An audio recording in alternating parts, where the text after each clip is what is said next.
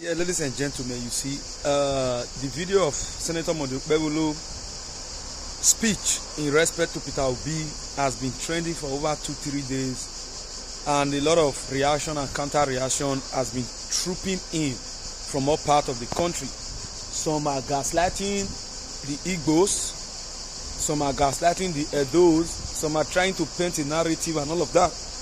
But it is good. This is the beauty of democracy, and this is the beauty of politics.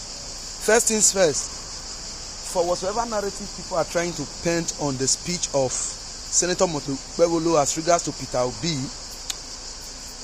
they are all wrong. Saying, oh, it's a threat. Oh, it sounds like a threat. Even when I saw very dark man trying to also give his own opinion, they are all wrong. Because the truth is this: we all know what Senator Okpebholo intended to say on that video, stating that because of the personality of Peter Obi, he is supposed to, brief the governor of the state that he would be around so that security will be appropriately put in place for him to safeguard him, and the state will be aware of when he came in and when he's exiting the state. But again, because of people who are very used to create false narrative from every word they hear from a politician they do not align with, they started creating narrative. And I dare to say to my brother Idris Zekeri, I am so disappointed at you on the way you responded on that matter. It's a show of shame on your part. And I'm also so disappointed, of course, Mama P, that one has no reputation. She has zero character. Then of course, what's her name? Aisha Yusuf. And very dark man. The reason why I'm mentioning these names, these are people who are supposedly to be a dope indigenous, and they came out and started making some kind of fallacious reality out of the statement of the governor. But like I said before, we all know what the governor intended, and we must understand that in government or in governance there is what we call protocol.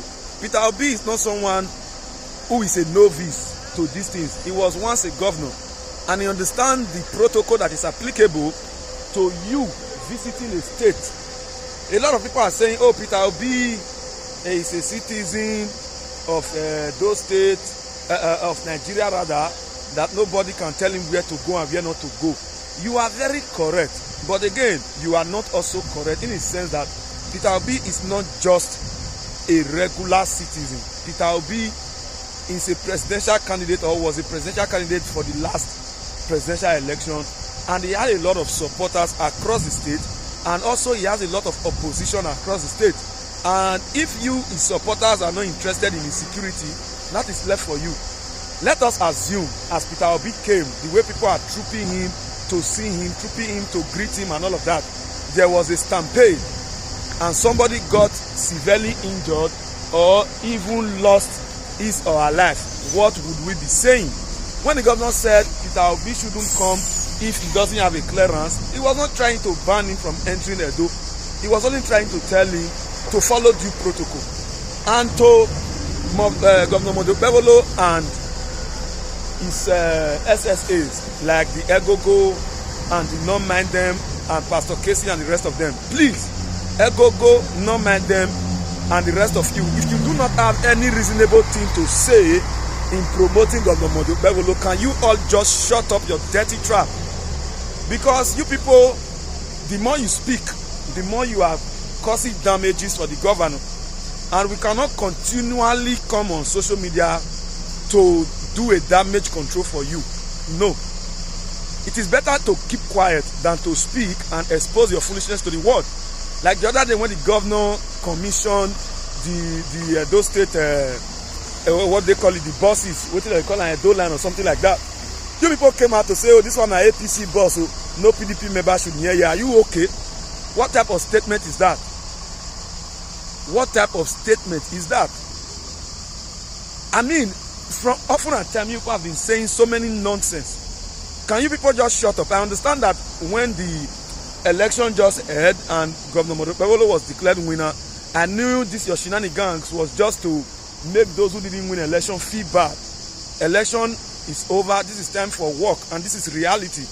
The reality now is for us to be counting the success of Monday okpebholo, not the failures or the loopholes in his administration. And you people are not doing well in representing the governor properly on media. Now to the governor, Governor Monday okpebholo, if you know what is good for you, you must look for a competent individual that would represent you on this social media space. Otherwise, it go hard, because the people that are coming out to speak on your behalf now, they are not intellectually fit. I stand to be corrected, including Pastor Casey. Of course, he is trying his best, but he is not intellectually fit. Pastor Casey cannot put figures together, cannot put words together, I do not understand how to explain. But the governor should do better. Edo State will move forward. But in moving Edo forward, we need competence to be at the forefront, not these mediocres and these jokers that are trying to make caricature of the image and the personality of the governor via social media. Peace and love.